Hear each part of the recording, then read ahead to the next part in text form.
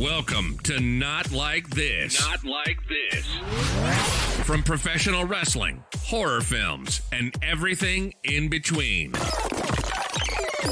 Strap in. And now your hosts, Dale Zawada and Jim Snedeker Jr. Jim, let's get right into it. It's been a long time since we've got to do one of these. We both saw a feature film That's recently. new. That just came out. It felt so, did you see it in theaters or did you see it in the comfort of your own home? I saw it on Max. I saw it at home. Saw it on the Max. Of course, we're talking about Mortal Kombat. It's probably right there in the title for you. So that's going to take up a lot of this show because I'm hyped. I just got back. I was in the theater less than an hour ago. I was in the movie theater. And you were in there for less than 3 hours. Less than 3 hours. I did make sure the first film that I saw, I was going to say post-COVID, but not quite, was not a comic book movie. I did not want to be in there 3+ hours. I went to the washroom during the trailers. That's my new thing. I wait for the second or third trailer. I say bye-bye. I'll be right back. And I get cleansed. And then I come back with a fresh bladder and everything. And still, by the last half hour of the movie, I'm like, let's go, Liu Kang. Let's get this going here. Let's woo. Oh, Louis Kang. What are we doing here? Oh, Louis Kang. My Mortal Kombat name is going to be Dale Piss Pants. Let's go. What's my arcane power going to be? Pissing my pants? Let's go. You're like, I have the mark, and it's the Mortal Kombat symbol in the shape of piss in your pants. So I was very curious on the theater going experience. I'm sure it was going to be fine. You know, if we can do bars and restaurants, I'm sure the theater people who have been on death's door since last May had a plan, had some shit figured out. And yeah, every 2 seats that's blocked off, so there's a gap. They've got little like caution tape stickers on it, like this seat has been cleaned. Please remove this sticker before you sit your fat ass on it and get on your phone. I like that. And yeah, it was nice. It was a very empty theater. There was about 10 people total. Good. The group to my left, she was on the phone a lot. The group to my right, they were having a little chit chat. The group behind me and to the right, they were the funny ones. A couple little shout outs every now and then. When Sonya didn't, it's like, Sonya, you don't have the mark. Somebody went womp womp, and I'm like, that's enough from you. Yeah. That's enough. Work out your type 5 at home. Yes, not the time or place. I'm watching this movie, and she doesn't have the mark. Wah, wah. I think the friend pool over there gathered him up. They said, no, Mikey, we don't do that. Mikey making jokes, but was there females in the group with him? I think one. I think it was a family group. Oh, okay. I don't know. Yeah, you probably don't miss that part of it. Yeah, I forgot. You know, I'm walking down the hallways. I'm looking at the posters. I'm having a good time. Walking in, you get that sound because they're playing, you know, Chevy commercials and shit, and it's just thunderous. It's just like 12% APR. I'm like, yeah, hit me with those advertisements. I love it. And yeah, some interesting trailers that I missed some of because I went to the bathroom. Is John Cena a movie star now? So you didn't see the trailers because of your home experience. I had no fucking idea. That's a good point. That he was in this new Fast and Furious movie. So part of the movie-going experience that I always liked was the trailers, but now I feel like there are very few times I go to the theater and it is a trailer I haven't already seen. You know what I mean? There used to be a time where like you'd be pleasantly surprised. Maybe it's a movie you knew was coming, like The Matrix Reloaded is always a trailer I talk about, where we knew another Matrix was coming out, and then I go see Attack of the Clones and you hear Wake Up playing by Rage Against the Machine, and you're like, oh, I forgot. But now I feel like you can go to the bathroom during the trailers. Oh, yeah. There was one. I picked a good one, too. It was some movie where she was going to go undercover She's a journalist. Hated it. And she was going to infiltrate an extremist group. Oh, So boy. she's scrubbing her makeup and she's putting on all the stuff and she's going to go undercover. And Is it a Kristen Wiig comedy though? I don't know. I left. Like I was like, God, this is the perfect one because I just got hyped for the Fast and Furious ones, and I don't care about those movies. Me either. But even those trailers on the big screen, I'm like, woo! Even that was a ride. God damn. Yeah, God so damn. they were just like, oh, who's a big steroided up WWE superstar? No, not The Rock. We did him. John Cena. And you know what? He's looking good because he's got hair now, and that's been a transition for him and for the fans to get used to it. It wasn't looking good for a while, but now it looks good. I think we're all used to kind of seeing him with some hair. It's just like the next phase John Cena. It's movie star John Cena. But yeah, he's Vin Diesel's little brother. I don't know if it's literal little brother. I mean, it could be, street slang. He's a good little brother. You betrayed the family. We don't even look related. Can I get Sly and Vin Diesel in the same film? Am I asking too much here? You kind of did. In Guardians of the Galaxy 2. Yeah, little Groot. Groot. And then he's one of the whatever. The other squad. The Jaxicles, whatever they're called. Yeah. You betrayed the Jaxical Order. I don't remember what they're called. I'm taking your patch. Yeah. I don't think they're Jaxicles, but there's something like that. You're a bad guy even for a bad guy. We call you a bad guy. Oh shit! I just got all this energy, Jim. You're gonna have to rein me in. I'll rein you in. You're gonna have to settle me the fuck down. So the other trailer, high octane, good movie theater trailer. And then he's in another trailer. This son of gun, Suicide Squad. He's Peacemaker or whatever. John and Cena? I don't know who that is. Yeah, John Cena, and he might be in that for 5 minutes because everyone's like, yeah, half those people are gonna die. That's like part of the joke. And I'm like, all right, he's still in these big blockbuster movies. Good for John Cena. And before we even get into, Mortal Kombat, good for the Miz because the Miz is shooting his shot. There's a lot of Johnny Cage talk these days for obvious reasons, and we'll get into it. But he's like, I think I'd make a pretty good fucking Johnny Cage. I kind of am that character. And even the director's like, hey, this guy's got a good fucking point.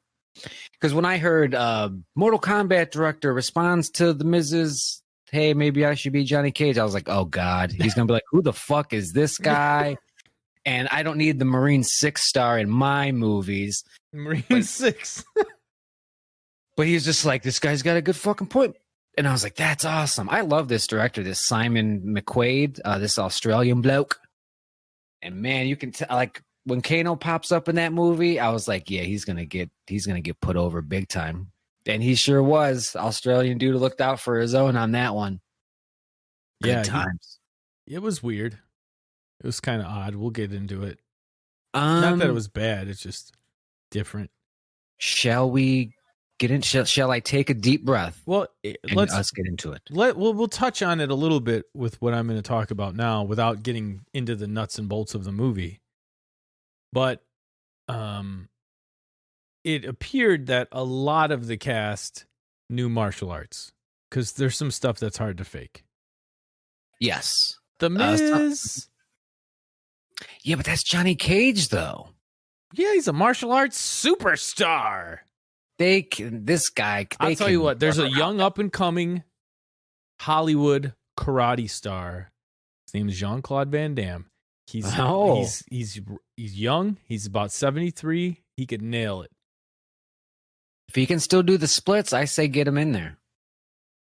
Yeah. You know what? I say don't give me Jean-Claude. Give me Rob.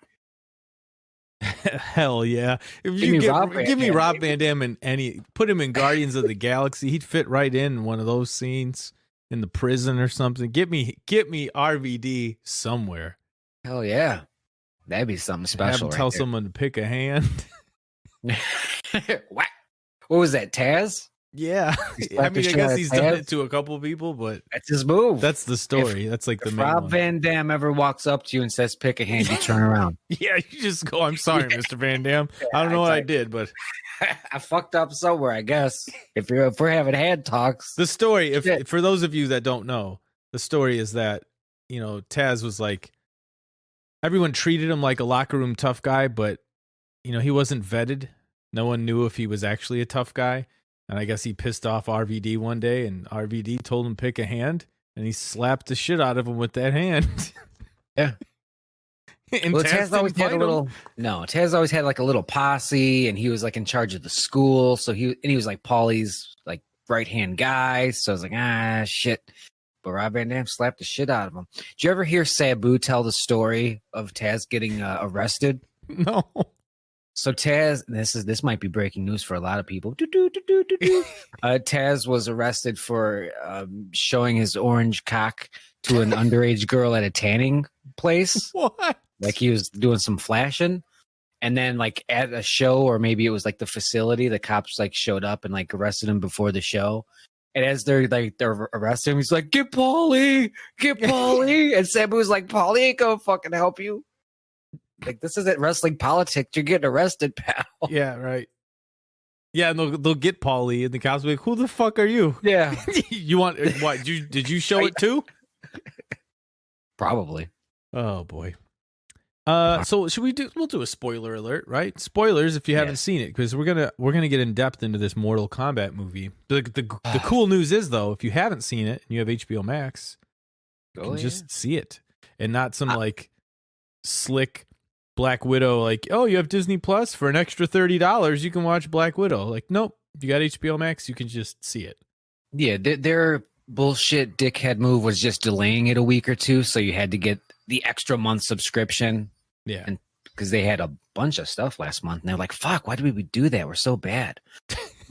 Damn it, we didn't even think. Like, how did nobody notice that? They had 3 blockbuster movies coming out in the same payment period. Hello, yeah, jeez, and cancel. And I was trying to avoid the spoiler. I try not to get like in this day and age. It's just fucking impossible. I did my best. I asked like my biggest threats around me, like, "Hey, I'm seeing it Monday. Try to be cool." I mean, it's Mortal Kombat. I assume a bunch of people die, but like, some of the cooler moments, just let me try to experience those. Yeah. Like apparently the first 7 minutes, like the opening scene, they put that out 4 or 5 days ago, and I was like, yeah, I'm not going to watch that. Yeah, I saw that too on HBO Max. I'm like, I don't want to watch the first 5 minutes of a movie. Yeah, I'm not gonna fucking do that. What if it was Halloween Kills? Would you watch that? Yes. Yeah, I couldn't. God, give me the juice. I need it. That's different. Okay. Yeah. For Speaking research. of that, did you see this post that one of the producers had for Halloween Kills here? No, do I want to? It is kind of, I wouldn't say spoilerish, but I'm gonna put fuck it. We're doing it, guys. Spoilers for that as well. First, I'm gonna hit Jim up. This is gonna be in the show notes for this episode, facebook.com/not like this podcast. So here it goes to Jim. It's I believe it is the vehicle that Michael Myers was driving around. It looks like original? It. Looks now just like it. I don't know why that would be in this movie. And it like an old timey ambulance or something behind it, like from the 70s. I did notice that. So are we talking flashback? Like we've already established this movie has flashbacks because of the bully running down the street. Yeah, Lonnie. Now we don't have fucking time for all this. We got Mortal Kombat. We got Mortal Kombat, but yeah. So we're doing more than just Lonnie back then. Yeah, so that's interesting, and we're months away from that, folks. It's gonna be safe to go into the theaters. And you can experience it with your fellow movie-going assholes that love to be on their phone. At one point, she drops something, and she gets her flashlight on the phone and crawls like under the seat. I'm like, this is the worst. This is everything I remember this being. And I almost cried a tear of happiness. That's when you hope there's just a possum running around in the theater, creeping under the seats. And then I think somebody in that group gathered her in because then they waited till the movie was over, and then she got the light back on and started searching under her seat. And I'm like, well, if you weren't fucking on your phone and bullshit to begin with. Yeah, what a pain in the ass. Yeah, God, I missed it. Let's Unfortunate. let's go ahead and get into this. Mortal Kombat. What the hell? Now, Alexa's just playing. Hang on. Sorry. Did I say anything that would trigger this device to start playing music? I think maybe you said Alexa. That's probably true. Alexa, close enough. Stop. God damn it, woman, are you listening to me?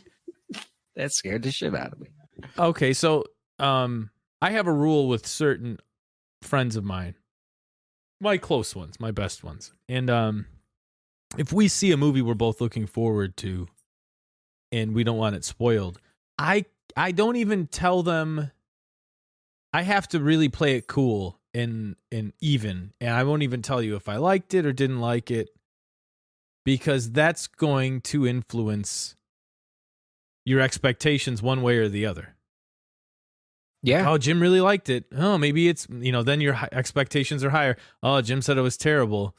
And then, maybe you're finding little shit wrong that you wouldn't be looking for or something. So we didn't even talk about that until right now. And if you remember the Logan episode, sometimes these can get interesting. Controversial. So yeah, we'll try to do just kind of chronological. I just saw it, so that shouldn't be too hard for me. But let's start it with the opening scene that a lot of people probably watched on the Max. That's where the first 7 minutes was, according to what Jim was saying. And I knew going in that this was going to be very Scorpion, Sub-Zero heavy. It kind of relied on them.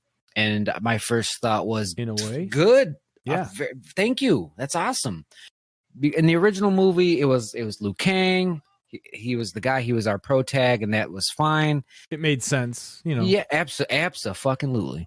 But this time around, I was like, God, I hope he's not even in it. Almost like let's do some other stuff. And he almost wasn't. And what they did with him, I thought was great.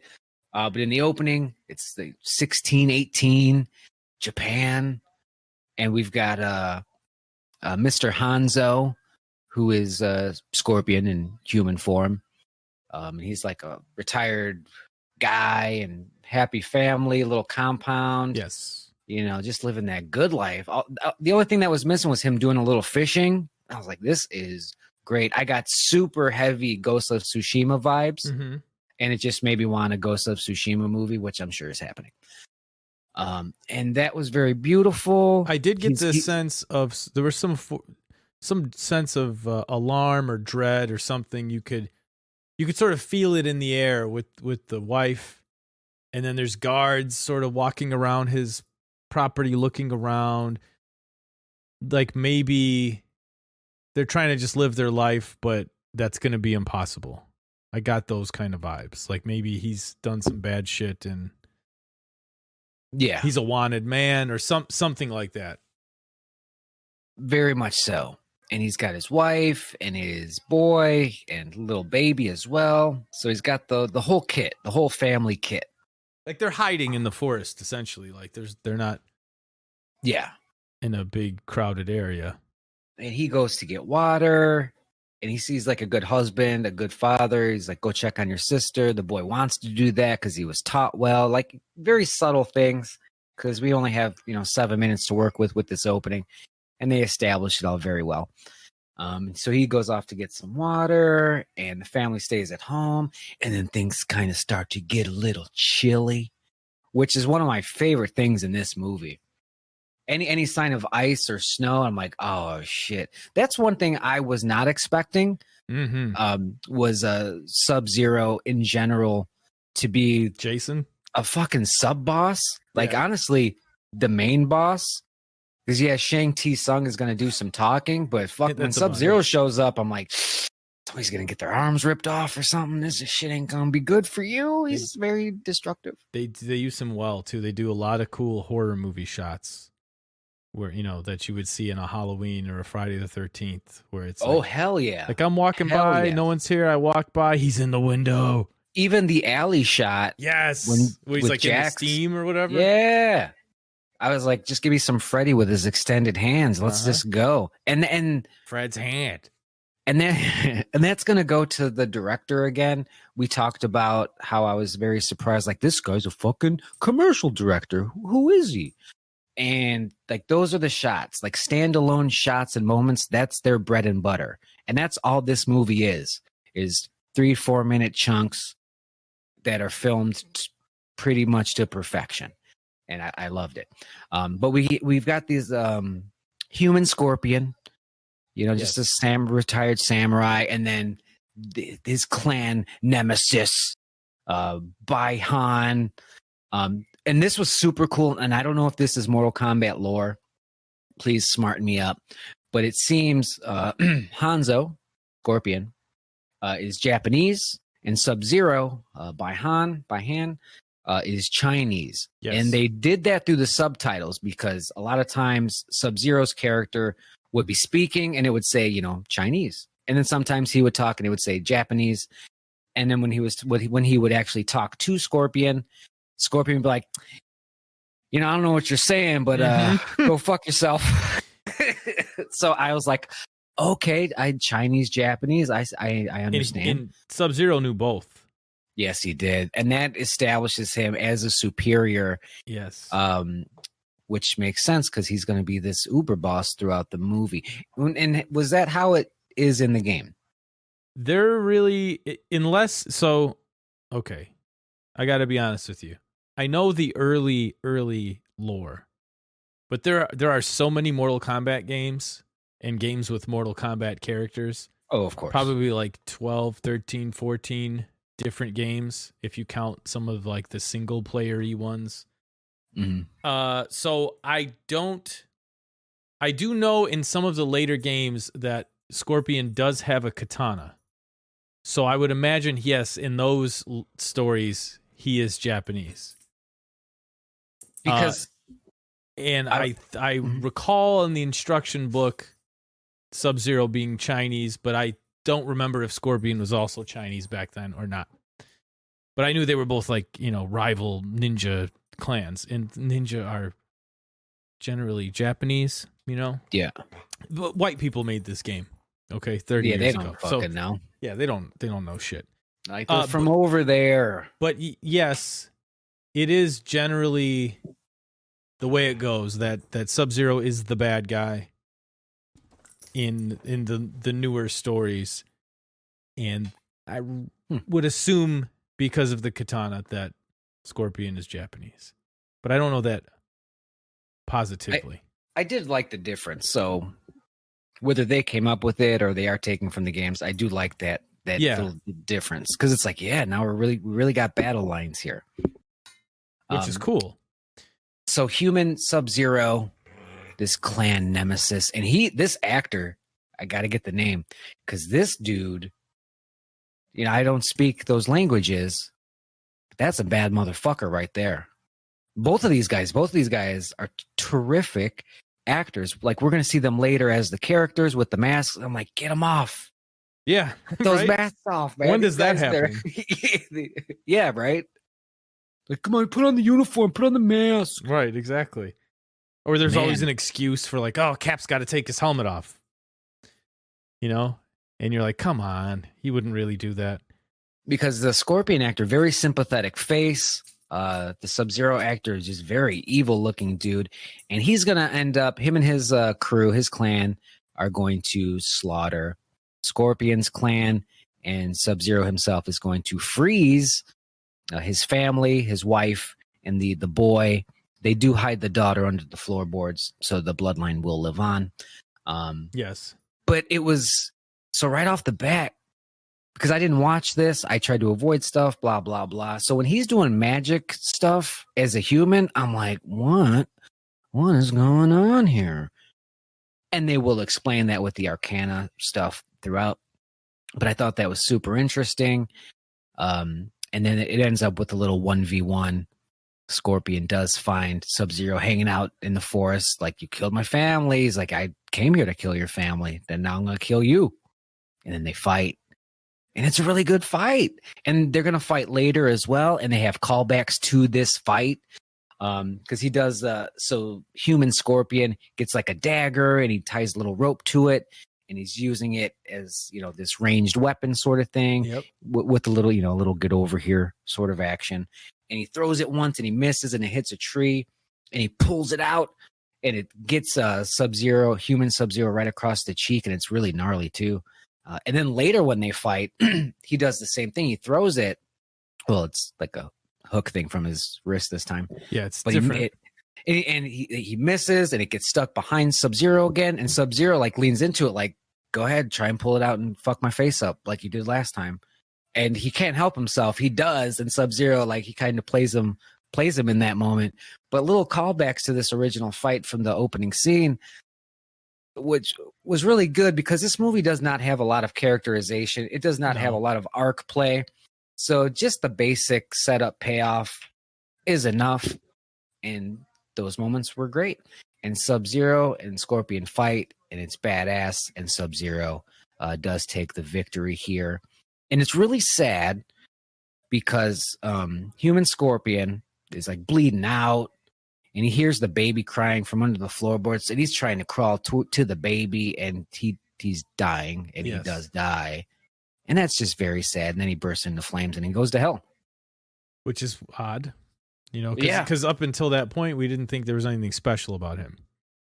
Mm-hmm. We thought Sub-Zero's got powers. This guy's just regular guy until he turns into Scorpion later. But then he, turns into flame and disintegrates when he dies. And we never really get any answers about hell. Like, we know he went there. We know he's going to come back. But it's like, what'd you do? I do like that it seemed he was there? Sort of, when he comes back toward, at the end of the movie, and he's still using it's a chain now instead of a rope, but he's still using that type of weapon. Like he was just on pause that whole time. Like, that's right where he left off. He probably could have fashioned any weird weapon in hell. He's like, no. I'm going to use what I was using when he killed me. So I thought that was neat. The ice effects were really cool. I thought those were really good. Yeah. Absolutely. I was surprised. I didn't think those were going to be great, especially like when the movie started, the blood effects when he's like whacking all those ninja. And it was just like big CGI blobs of blood coming out of the entrance wound. But I gave him a slight pass because I'm like, that is like how Mortal Kombat the game is. Yeah. Blood comes from seemingly nowhere and splatters everywhere. And it's also kind of like a modern, samurai film with the blood squirting everywhere. So I'm like, I'm okay with all of that. And it's ultra violence, even though it does kind of look meh sometimes. Yeah. I'll allow it. There are some deaths that are much better. And I'm like, thank God they nailed that one. Yeah, sure. Of course. Like the flying lady, which we'll get into. So in one last line with the human samurai fight, as Scorpion's dying, he says, remember this face, motherfucker. And he dies. And that's going to be a callback later. And then we flash forward, modern times. We've got our protagonist, Cole Young. He's the newbie to the Mortal Kombat lore and legacy here, which I read was a studio mandated thing, which normally I'm like, oh, these fucking producers. But I'm like, no, I get that one. That makes all the sense in the world. I have no arguments against that. They should absolutely put these new stars over. Don't be dragging out the NWO in 2021. Let's build up some new guys, which you are going to have to explain to me his superpowers at some point. Okay, I'll do my best. But we get Cole, scrappy, low-key MMA fighter. He kind of sucks. He can take a good beating, though. But he'll do what he can because he's got a wife and a daughter who works as his cut man. Yeah. But he's just a regular Joe Schmo, and he's got this birthmark that looks like the Mortal Kombat logo on him. and that's going to become a huge element as Jax shows up after the fight, and he's just like, "Hey, what's going on? That's a nice little birthmark you got there. Okay, that's really interesting shit." And then like right after that, Cole and his daughter are getting ice cream, and it's July, and they're outside eating ice cream, and it starts to snow, and it's like, well, why is it snowing? That's pretty weird. In July? It's because fucking Sub-Zero's coming. Sub-Zero's gotten the order from Shang Tsung, who does not do a lot in this movie, and I kind of love it. All he does is talk. He's not the main on-screen bad guy. He's sort of the Emperor, and Sub-Zero is Darth Vader. And Sub-Zero shows up, all Michael Myers, like, I'm just here to kill everybody. And Jax is like, get in the car, we're getting out of here. And they do. They escape. Jax kind of smartens him up. Like, you got that logo. You're going to be a fighter. You're going to defend the Earth Realm. Sonya tells him this stuff as well. And Jax is driving him around, and they pull into this alley to dip away, and Sub-Zero's in there. And he's like, you guys take the car. I'm going to light this guy up with this fucking gun. Yeah. Which is great. That's just funny shit. Because Sonya's in Gary, Indiana. So you go to Gary, Indiana, I'm going to shoot this guy. Yeah. Yeah, so it's the south side of Chicago, or it's Chicago, I guess, is the implication. It's gotta be. We find out that Cole is from the south side of Chicago as the movie goes on. He tells a little bit of his backstory. What a fun little Easter egg. Do you ever pop for that? Yeah, I popped for it when I watched Mortal Kombat. I was like, Gary, Indiana. Yeah. Right down the street. The dog pops for it.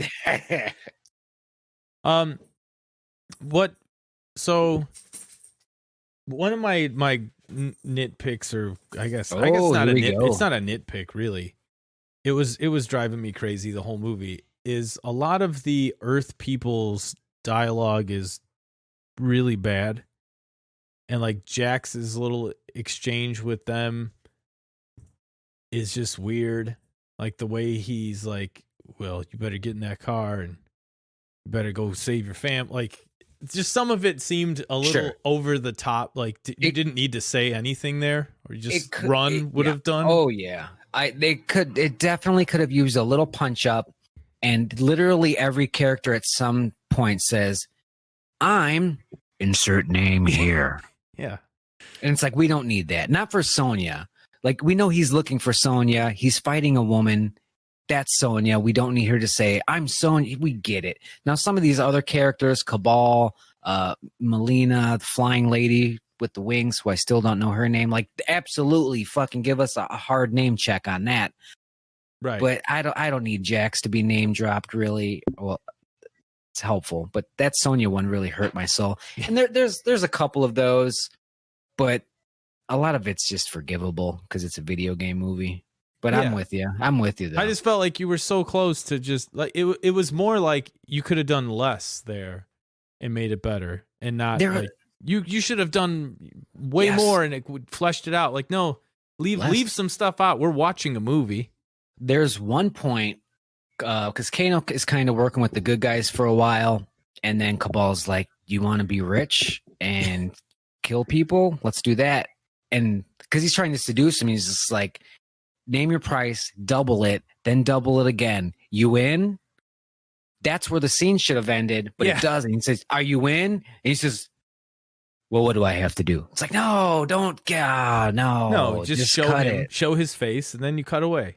Yeah, I would have cut it on Cabal, being like, "You in?" You do that too, yeah. That's man. Yeah, and then we'll find out. A couple moments. Yes, we'll find out if he's in or not. But when he says, "What do I have to do?" It's like, well, you kind of showed your hand pretty obviously on that one. Just some minor moments, nothing that's going to kill the movie for you. But it hurts when a movie's so good and you're like, you could have been better, but you fucked up a couple times. There's a moment like that we'll get to later with the Goro fight. So we've got Cole eventually. So Jax, this is great. So Jax is like, I'm going to shoot him. They have their little fight scene. There's a lot of pairing off, which is awesome. because it's a Mortal Kombat movie. We got to have our 1v1s. Yeah, and we need to put people in certain situations to move the characters along where they need to get.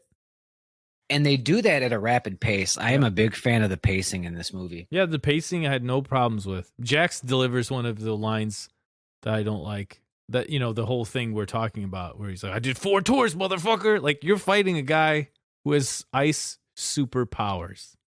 I didn't mind that. Because he's like, he's like, I did 6 tours. I ain't afraid of you. Yeah, whatever it was. And I was like, all right. So like they tried to sprinkle in a little backstory during some banter in the fight. He's just wearing, like, a lot of these movies get away with a lot, I guess. But I know a lot of people that were in the military. None of them just wear their dog tags around that I've seen.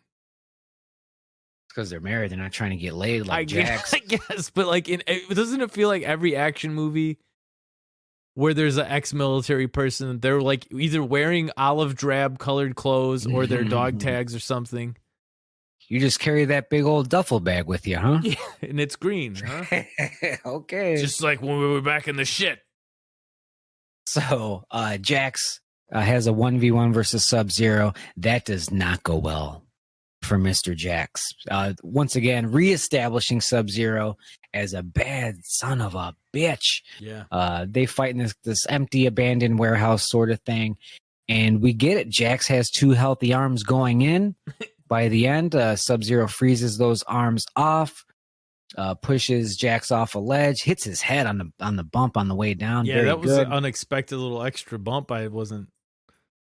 It was a little cringe. Not cringe. I like they it. shouldn't have done it. I was like, ooh. Yeah. Like, I didn't expect that. Like, he's just gonna fall, and he's like, fall, smack. Ooh. Well, they're trying to sell it for the people that haven't seen the trailers. Like, well, that guy's dead. Yeah. Arms ripped off, big head bump, pool of blood by the head. He's dead. Sub-Zero But does we've this all cool seen it. thing when they're fighting too, where it's like he marks his arms. He like touches the one arm and it gets icy, and he just It like gets slower. grazes the other arm and it gets icy, so he doesn't just like go in for the grab and freeze him. It's like he's cursing his arms with ice first. Yeah. And then The shit they did with Sub-Zero's ice powers, we can't overstate it it. was They really did a good. great job. At one point, he stabs Kung Lao with his own blood, and I fucking lost my shit. Woo, he's so good. So yeah, Jax is all fucked up and everything, and then Cole goes to Gary, Indiana. He stops by Michael Jackson's house. Says, "Oh, interesting." And he pulls up to an empty lot with some chain link fence. Looks like Laurie Gary, Strode's Indiana. house, yeah. Looks like Gary, Indiana, that I know. And this is where it became apparent.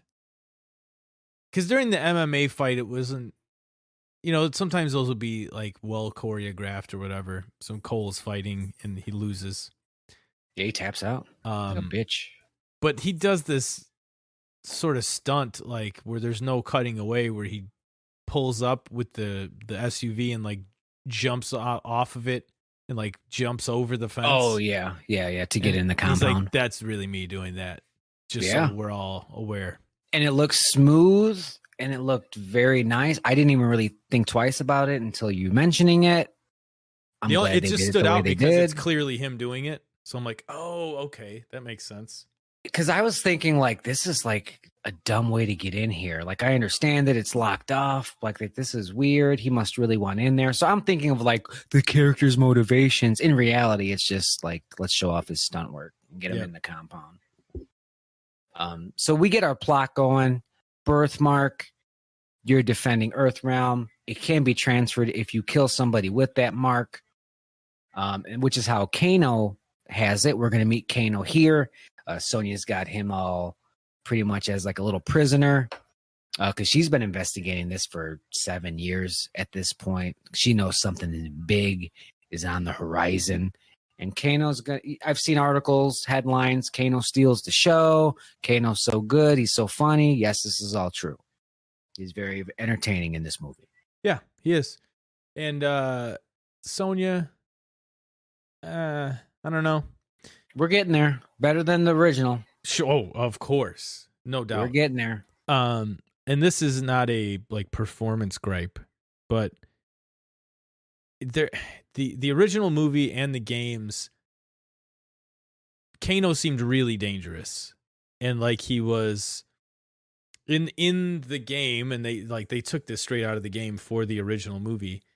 He's the head of this Black Dragon clan, and Sonya's hunting him down or whatever. Like she's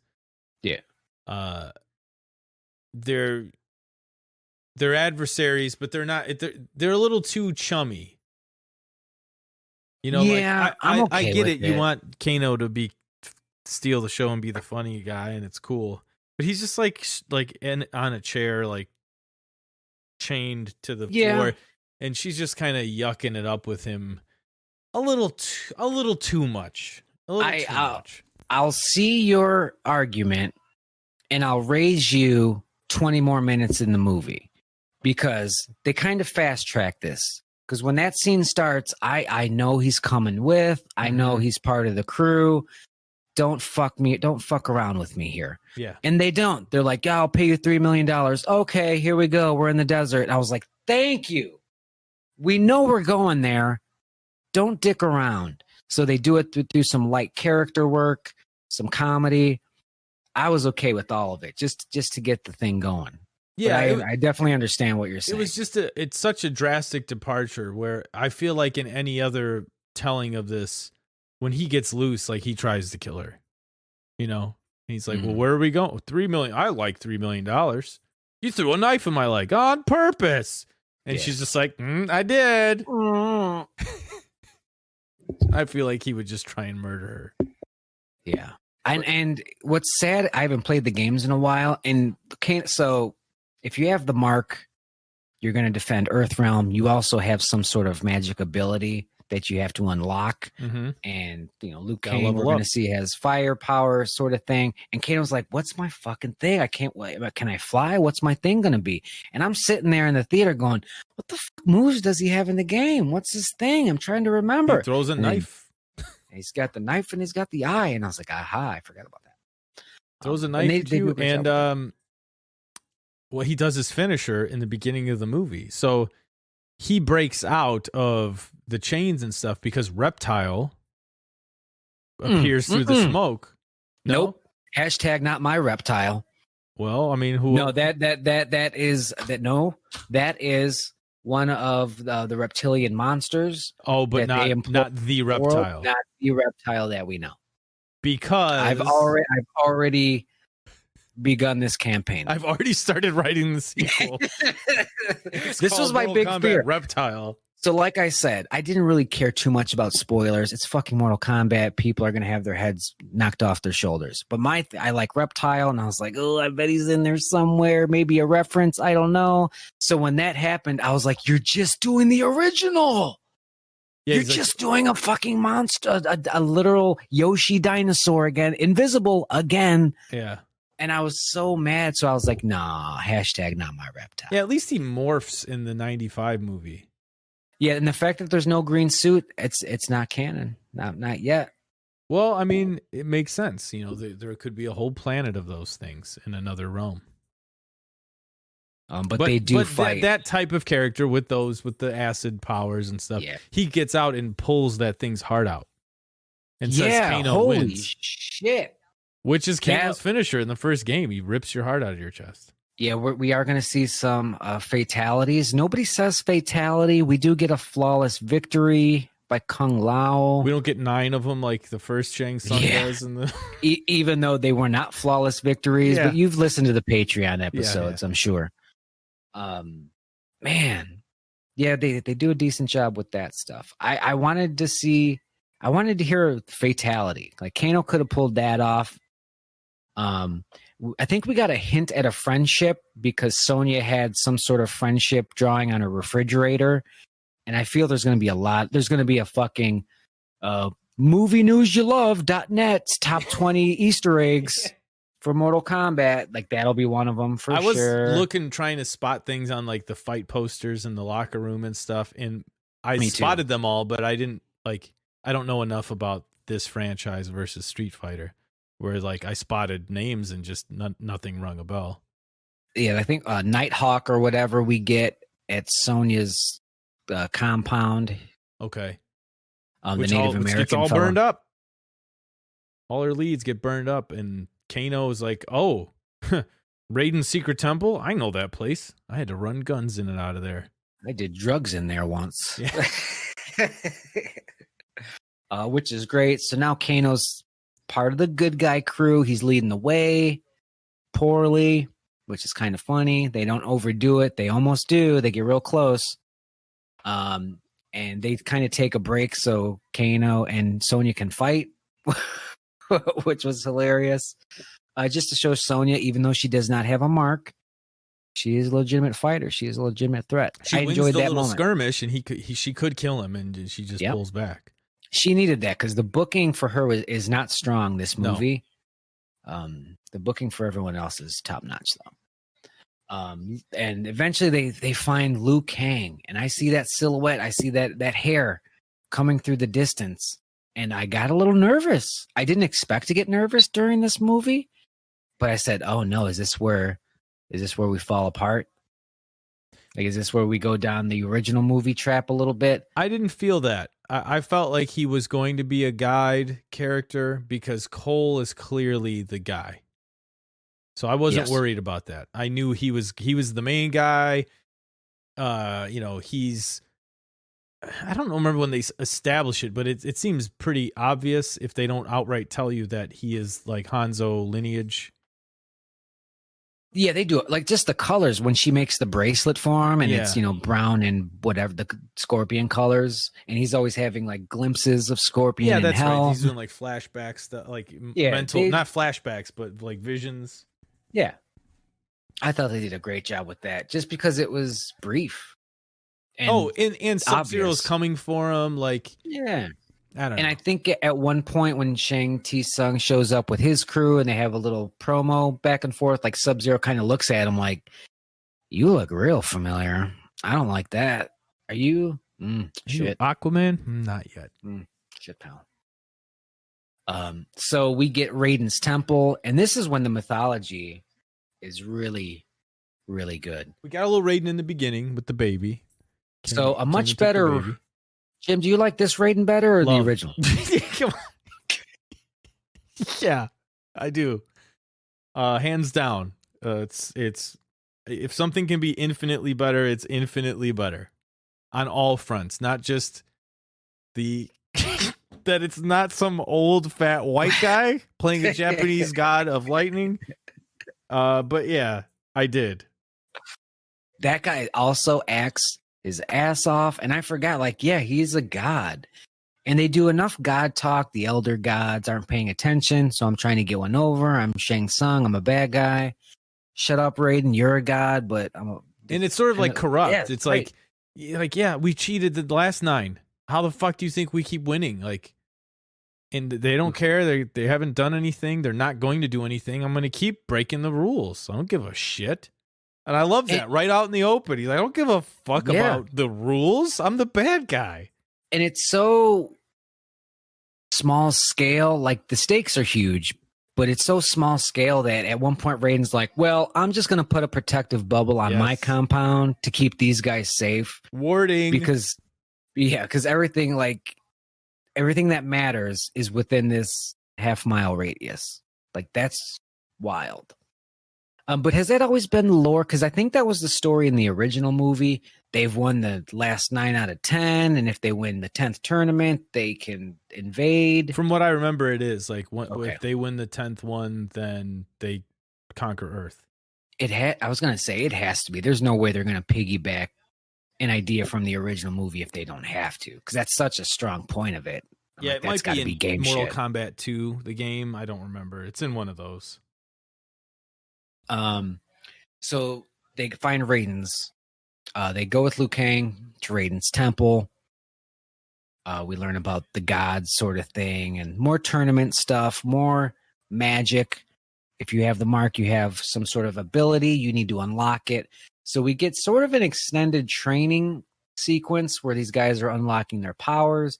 Kano does find out he has a power. He can shoot laser eye, which is awesome because after the one fight, he has like a bloodshot eye. And of course, it's that eye, so he always has a red eye. And I was like, I like that. It's a small thing. What was cool is they threw me for a loop because they rip off Jax's arms. So I'm like, I was going to get some robot arms from like Sonya's camp or something. But no, that's not what happens. And he gets like the scratching over his eye. And I'm like, oh, someone's going to pull his fucking eye out and he's going to have to get a robot eye. But they don't do that. They don't do that. He never has a metal plate over his eye either. No. But it's cool. Like, I'm not mad at what they did. It's just a little misdirection, I think. Yeah. Because the people that made it know the source material well enough to really have some fun.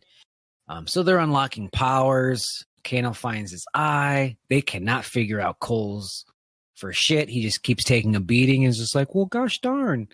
And Sonya doesn't have a mark. So they're like, why are you here? Go hang out with Jax in the hospital room.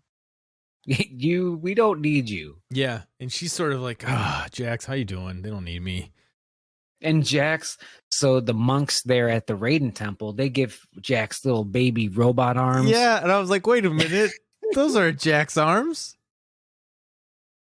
Fucking great. Them are little fucking baby T-Rex arms. And he's trying to like punch with them. He's like, I just can't even do it. These fucking arms suck. That's literally what he says, but I loved watching his baby arms.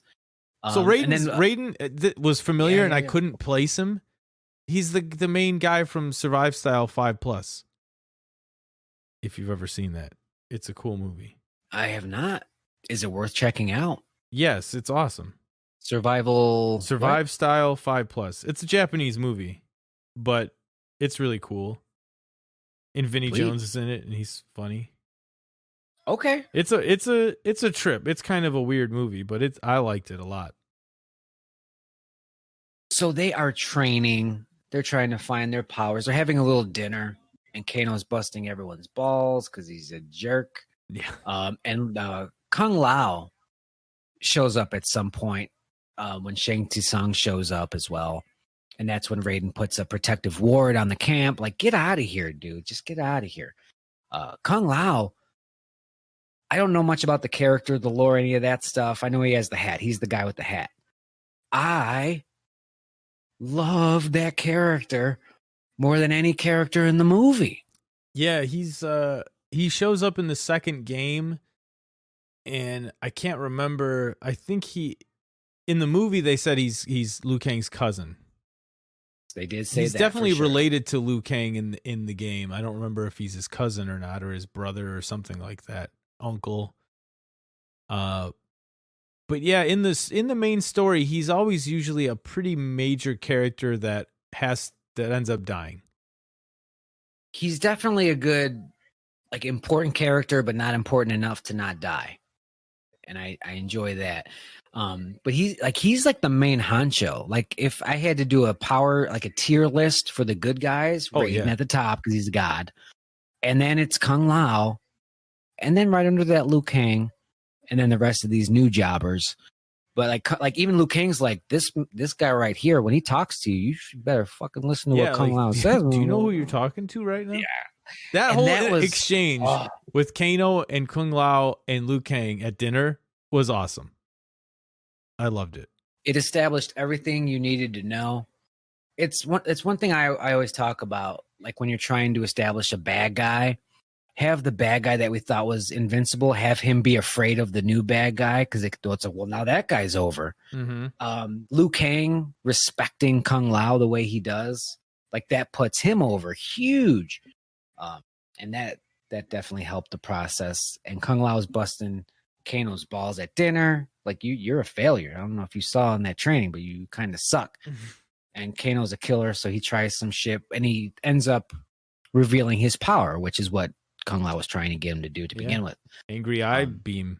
Angry eye beams. Eye turns red, shoots the eye laser out of it, and then right then I remembered he does end up getting an eye laser in these other games. And it's not a robot eye, but it's red. Yeah, it's good enough. Sense. I'm on board with all of it. What did you think about you have the birthmark or whatnot, and you have a magic power? Did you find that acceptable? Did you think I that was a found it good acceptable. tweak? I didn't mind it. It seemed like they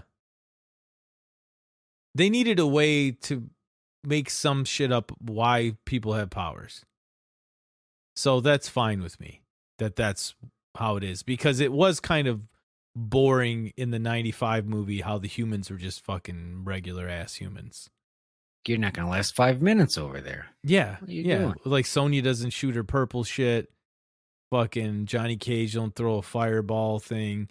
Like none of them do anything cool. Liu Kang doesn't shoot fireballs. Shoots some awesome fireballs in this fucking movie. Oh, the first thing he does. I'm well, like, can we get a much. Street Fighter movie? Can we take one more go round on that, please? If I'll tell you fireballs can right look now, like this now. Simon McQuaid, if this guy's not directing a movie every other year minimum, I'm going to be very upset.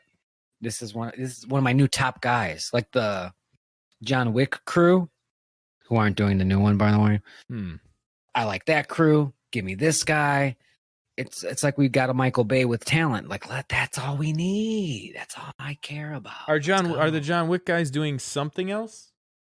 Probably. Is it like a Perfect Dark scenario? Like, it's not GoldenEye 2, but it's GoldenEye 2. But yeah, you'll enjoy it. I don't know. So. Next episode, we'll look at their filmography, see what's going on. A lot of this movie takes place during this sequence. A lot of it's at the Raiden Temple, extended training. We do get Outworld very early on. When it said Outworld, I was like, whoa. I thought we were going to hold on to that. I liked it. I liked the way it looked. Yes. It looked like Outworld. It had some weird like visual effects when they're talking, or when they're walking around. It's like him and Melina are talking at one point. Really good job with Melina, by the way. I love that. Yeah, her face was awesome.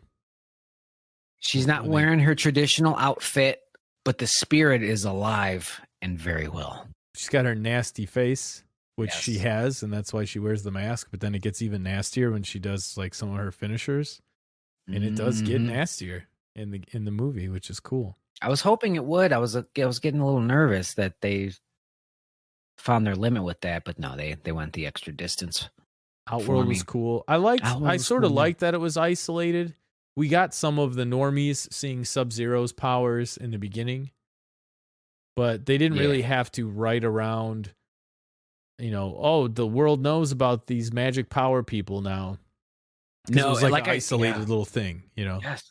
Like I said, like the stakes are huge, but the scale is extremely small. Like, we do not see anybody in this movie that's not a Mortal Kombatant besides Cole's family. That's fucking it. Like, that's it. Yeah. And it's great. A good point. And what was interesting about this, so it's Mortal Kombat. It's about a tournament. There is no tournament. This is all pretty much before a tournament, because this is their whole thing. We find out they're combatants and we go and kill them. And that's the plan. Yeah, they can't win. It's like Evo when they call your name and you're not at your section. Nerd. Jeff Smith, 4C. 4C going once, you lose. Ooh, I was bathroom. Right. Sorry. So yeah, if we kill them all, we'll win by default. So that's all this movie is. And our Patreon movie coming up has a very similar thing where I'm like, this whole movie is just almost a lead up to what the movie should have been. Although this movie does a very good job of it, because this literally is almost a goddamn prequel to a good old-fashioned Mortal Kombat tournament style movie, which if we do not get... Yeah, I think they're setting that up. I think they're setting it up. If you are not paying attention to the clock, you will start to wonder, well, when are we going to get this fucking tournament started? And instead of making a 4-hour movie, this one doesn't have the tournament in it yet. Yeah, if this was a Marvel or DC project, you'd have your tournament and you'd have a 4-hour movie. I'm okay with what we have. Oh, yeah.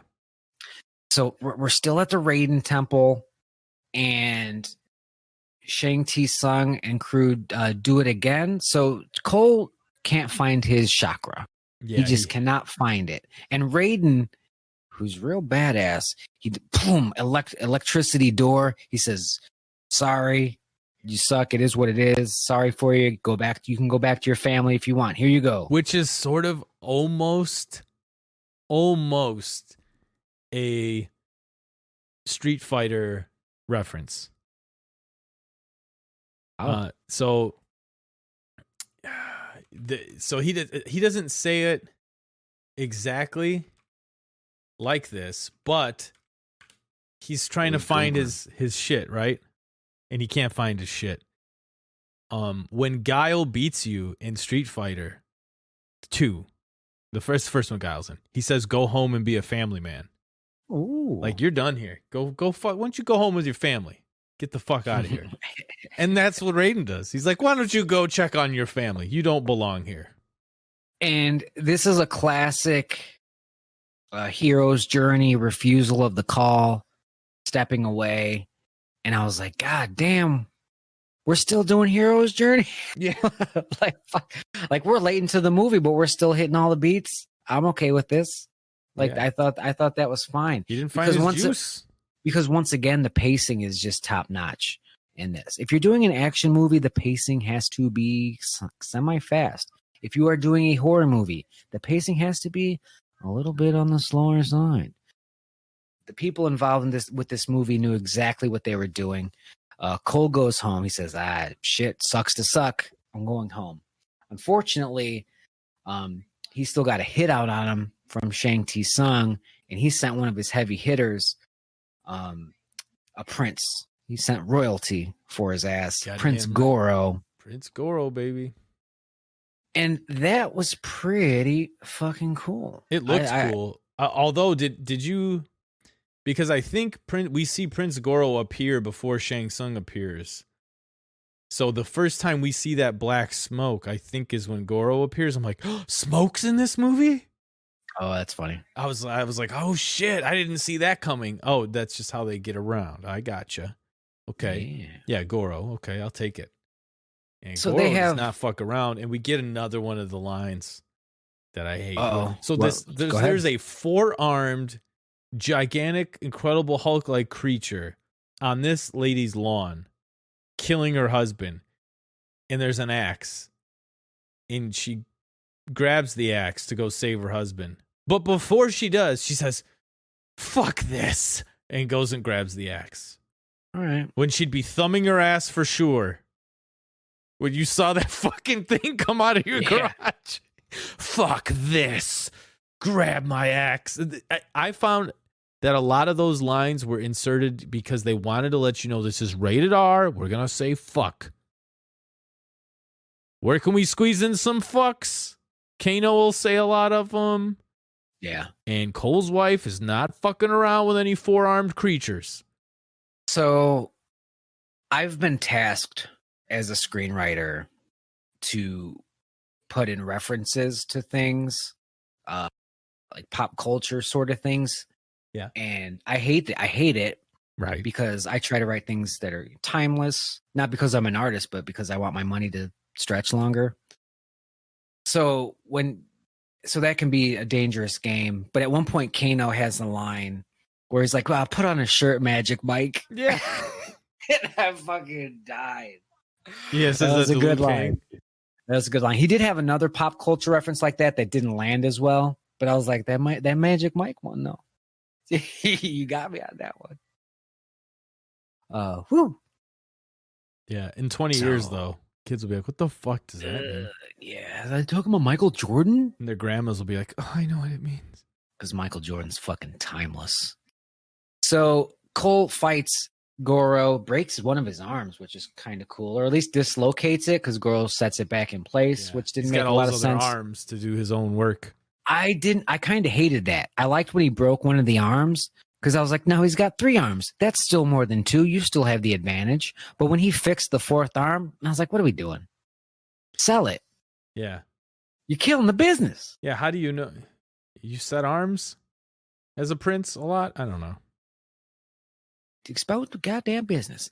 This is when Cole's chakra power does reveal itself. Some body armor sort of appears on him. His Aquaman shirt. You can say it. Oh yeah, it is very Aquaman. I didn't put it together, but Jim nailed it. It is an Aquaman chainmail shirt. Is his gimmick the more damage he takes, the more offense he puts out? I think his gimmick is like he absorbs your blows and it like charges him up. And which makes sense with his backstory of getting the fuck beaten out of him. Yes. Yeah, like the first scene with him when he's tapping out, like that all makes sense to me. But God bless this movie for the moments they do have where the exposition's right on the nose. I'm Sonya. This one, they don't like. I had to ask Jim, is that what his power was? It looks they like, do not spell it out, no. Which is great. Thank you, movie. And then they give him some sticks too. Like, give him some sticks. Yeah, for the game. Is there a new game coming out? I bet there is now. At least a mobile game. I'll tell you that. How did Goro die? Because I legit don't remember. Does he die? Yeah. Doesn't he get stabbed? Doesn't he, like, his little sticks are like pointy on the end? Maybe. The last thing I remember, because I do often zone out at the movies sometimes with my own fantasies. He does his uppercut. Do your uppercut. He's all charged up. Really? Yeah. That's awesome. Because the last thing I remembered, yes, yeah, that's great. Because the last thing I remember before I blacked out apparently was Goro like smashing the car while the girls were in it. That's the last thing I remember. So that's awesome. That's all this movie needs are very simple setups and payoffs because it's a fucking video game movie. And I think it's hilarious that the best video game adaptation is Mortal Kombat, and the second best video game adaptation is Mortal Kombat. Is the other Mortal Kombat? Fucking silly. They nailed it. Yeah, and for all the the things I didn't like about it, it's hard to argue that there is a better video game movie. Yeah, in terms of everything, the feel. Like, does it nail the feel of the game? Yeah. I mean, right off the bat, when Hanzo's cutting people to ribbons and blood's just splashing out of them, even though he stabs the guy in the top of the crown of his head. Like I said, that's a flaw for me, just because whatever. But it looks like that's what Mortal Kombat is. Hell yeah! Oh, and the other Mortal Kombat thing they do in this, I don't know if you caught this reference, but when the first game came out, if you wanted to be a dickhead, you would just keep sweeping the person you're playing. Is that the only move you know? Liu Kang sweeps him twice. He's like, is that the only move you know? And then he sweeps him again. And he tries to sweep him, and Kano jumps it, and he's like, I'm just going to sweep you again, though. Yeah. He's like, that's just get good scrub. That's what that is right there. And I do feel, because you could do that with everyone, but I do feel Liu Kang was like one of the go-to faster leg sweep guys. Is that true, or am I imagining? I think you're imagining. Okay. I think everyone had the same, like, did the same damage, had the same speeds on those, but the animations were all different. It could have psychosomatically influenced your sweeping techniques. Maybe it looks faster, yeah. So at this point, like I said, a lot of this is at the Raiden Palace, and we're about to get a big schmaz because Shang Tsung and his crew show up like 3 or 4 times, like, hey, you want to fight? We'll fight a little bit, and then we'll leave. And then it's like, all right, now we're really gonna fucking fight. We're doing this now. So Cole gets transported back to the temple. Can buy all that. There's a lot of convenient teleporting by Raiden, but he's God. Yeah. Free pass on that. Yep. And Raiden's like, thank you for teaching him his magic power, you dumb marks. And fantastic. And they actually start pairing off. You take him. I'm going to take her. You two are going to take those two. And I'm like, we're doing fight scenes now. They're just telling us it's happening. Like that. Mm-hmm. It's so fucking stupid. But it works. And Jax gets mad, and his powers are his little gimpy arms turn into Jax's arms. Yeah, because Sonya gets so the bad guys show up and raise some hell. Sonya gets buried by a boulder, and Jax can't lift it because he's got baby mechanical arms. But his power fires up and he's got big, strong arms now and he lifts the boulder. So now it's the Jax we all know and love. Oh, and they get there because Loki is Kano. So like Kano lets them bad guys in. He like breaks Raiden's staff of warding. Yeah. So all that, what do I have to do? Yeah. Yeah. So he just breaks the ward. They get in. Hell breaks loose. We get some dope ass fight scenes. Liu Kang and Cabal. I didn't know that's what I needed in my life, but apparently that was on the menu. Good fight scene. That was good shit. I love the character of Cabal because he's like a Kano as well, a real foul-mouthed mercenary son of a bitch. Yeah, bad guy. But he can like vamp, like he can like disappear real quick every now and then. And boy, did he use it to his advantage. He did. And that was great. We were seeing video game stuff. We were seeing their moves, some ultimates, some finishers. Yep, fireballs, bicycle kicks, hat throws. Yeah, splitting people. Absolutely. We also saw some of the stages from the original games. We get, I think, correct me if I'm wrong, the main training area, like I said, that a lot of this takes place in, that looks like one of the main maps from the first game, where Shang Tsung is like sitting on a throne and everything, but pretty similar. It does look like that. When Jax is fighting Sledgehammer Guy, who, by the way, who the fuck is that? I don't know. That looked like Bridge, Spike Pit Bridge. Yeah, the pit. To me, yeah. So that was fucking awesome. And they just fight, and it's just turn your brain off and enjoy that shit. Is the flying lady with wings a character that existed? Okay. Yes, I think she's in Mortal Kombat. I think maybe 9 they added her in. I haven't really played any of those, but I have seen her, when I'm at a tournament or something and people are playing a game I don't play. So she's got some value there. Yeah. So she's a competitor. See, that's once again, that's good work by the team to know like who the new hotness is. Yeah, like let's get some. It's been 20, 30, let's be honest, it's been 30 years since we've done that. Let's not just do the like original characters. Because she gets the best death in the movie. And I don't know if it's a legit Kung Lao move in the games. I imagine it is. He throws his hat into the ground and it's like a buzzsaw. And then somehow she gets kind of thrown into the buzzsaw and it just starts splitting her open from the top of her head down to her chin and mouth and neck. And it just splits her open sideways. And you get to see the innards and everything, and it is fantastic. That's just what I needed right now in 2021. Thank you for that. And Sonya is going to end up having her 1v1 against Kano.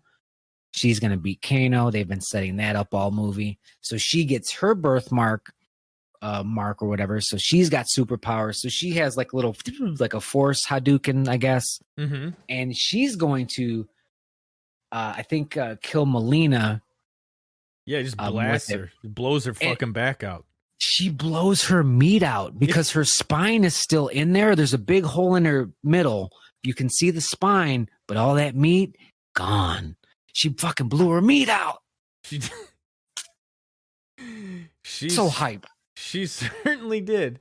What was cool is her powers looked almost exactly like they look in the game. Like the rings appear around her arms and then like shoot out from her hands. It wasn't just like a pinkish hue shoots from her. No, they're rings and they shoot out. Looked just like it. That was neat. Like they didn't have to do that, but they did. Thank you. And I believe when we were talking about this movie coming out and how it's going to be R and it's bloodier, I may have made a reference to like Liu Kang better turn into a dragon and bite someone in half. Yep. And I guess that's not technically exactly what happens, but it happens. It seems like that's what happened to me. Cabal got eaten by that fire dragon. Yeah. I mean, he like makes the dragon appear and it bites him in half.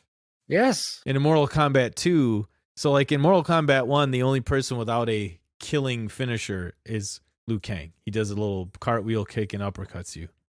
So like, oh, he's kind of soft. He's the only one who doesn't murder people in this game. So then in 2, they're like, what if he turns into a dragon and bites you in half? Is that good enough? That. And they fucking did it in this movie. And we do get the bicycle kick, which I was waiting for. And I thought it was fine because that's what got him into the tar to set up the finish. Yep. Just good booking. Yeah, it was good booking. That's a good point. If you do know who Sledgehammer Guy was, let us know on Facebook.com/NotLikeThisPodcast because I don't know who the fuck that was. Oh, when Shang Tsung pulls Kung Lao's soul out of his body. Yes. And his face turns like zombified. Yeah. That was very cool looking as well. That reminded me of the game. And it does a good job for Shang Tsung, who's done a lot of talking. So he needed to get put over by somebody with a name. And like we're saying, Kung Lao is a pretty badass mofo in this. And he's the one. Right in the middle of the ring. He's the one. Does it clean. 1, 2, 3. Clean, pulls his fucking soul from his body. It was great. Shrivels and Cabal, up. These are the little things. And it's sad that these have to be applauded these days, but they do. Cabal just says something like, oh, your buddy's going to get his soul taken. I love hearing him scream. It's the coolest thing in the fucking world. And we do get to hear the scream. Yeah. As he's getting his soul taken, because it's a little bit different. And I was like, cool. That's actually kind of dark. And it's like a really says a lot. Deep, like, yell. And it makes you wonder, like, how long has Cabal been with them? How many has he seen? How many souls are floating around in this guy's guts? What's going on? Like, but they don't answer that because we're going to have a second movie and we don't need to answer it even in that one. So don't worry about it. Don't worry about it.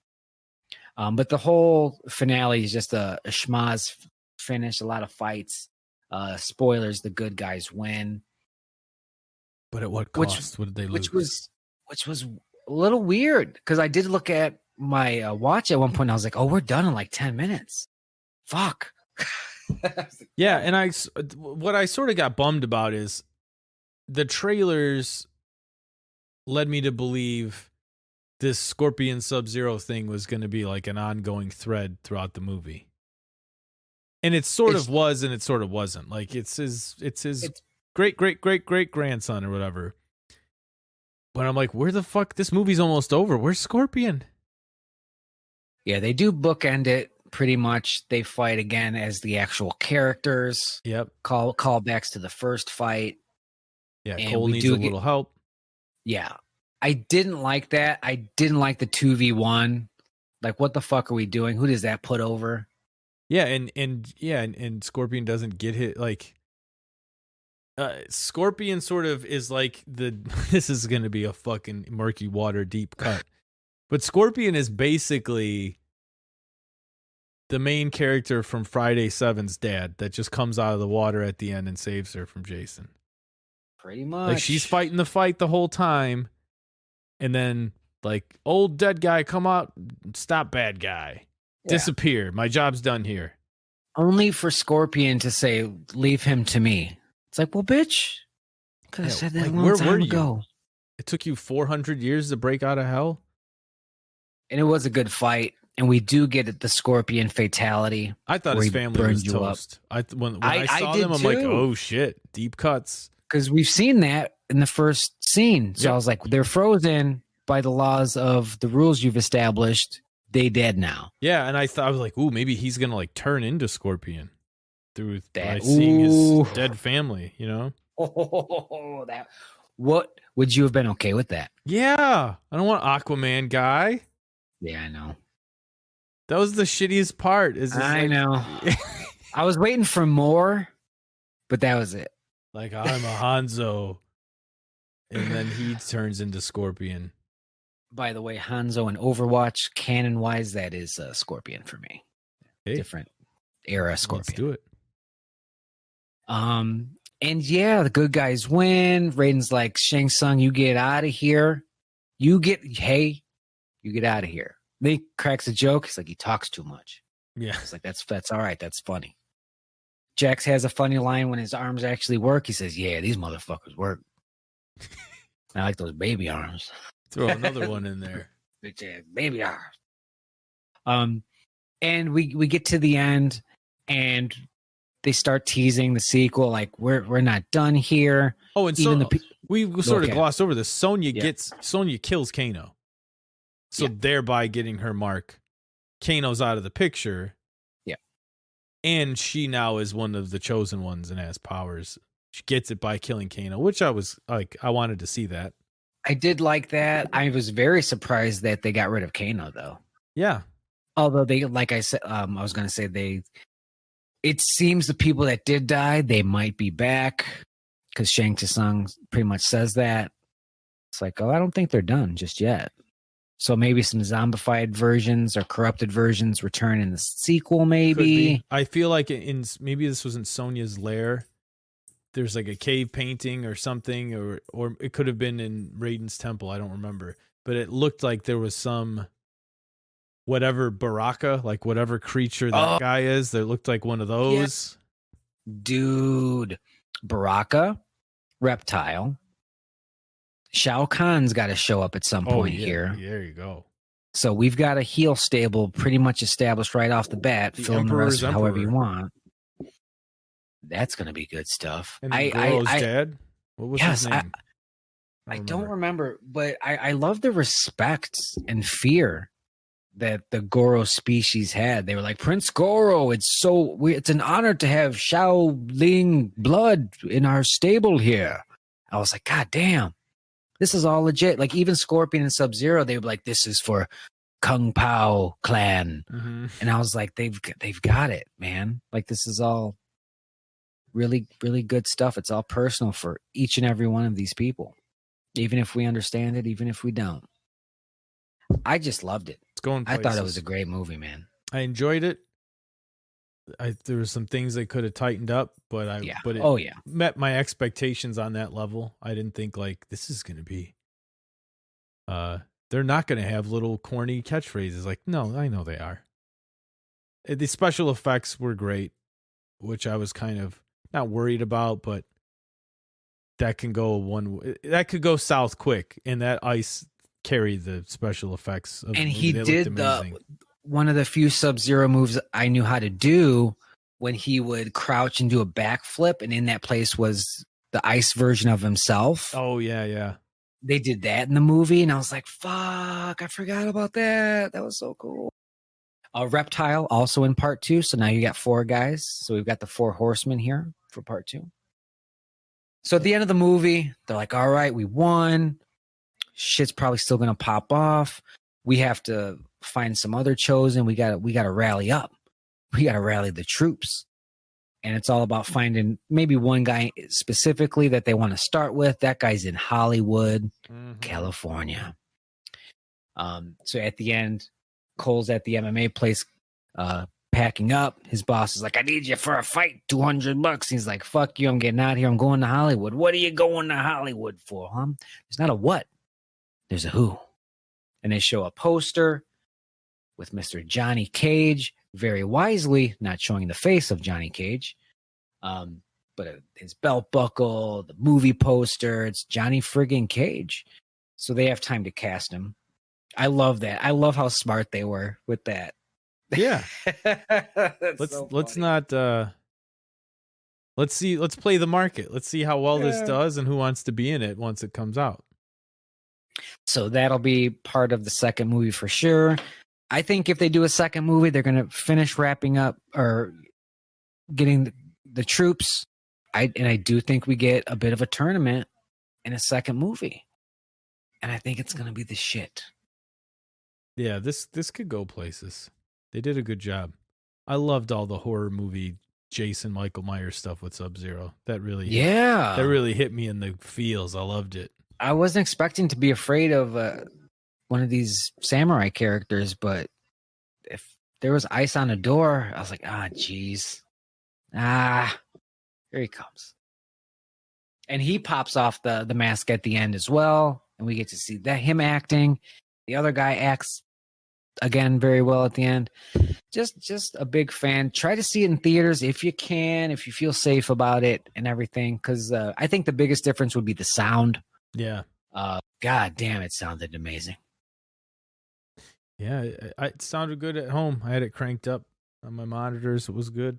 They hit you with a little of the classic movie Mortal Kombat theme a couple times. They did. And you know what? If even Mortal Kombat can say, look, the theme's iconic, we need it, then shame on you, every Superman movie. Because where the fuck are you with that theme?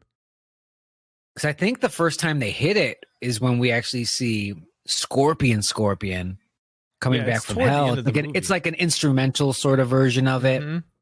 And then when the credits hit, they're like, here's a Techno 2021 piece.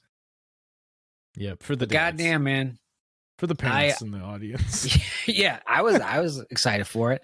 I did have to pee again, so I did not stay for a post credits. If there is a post credits, there wasn't on HBO. Right, that was going to be my that was the cool thing. I was like, oh, I could just scrub this and see if there's just credits. Good night. So we'll see who gets cast as Johnny Cage. I do hope it's The Miz. That'd be really good. I think he's a smarmy asshole. But oh man, that could go some places.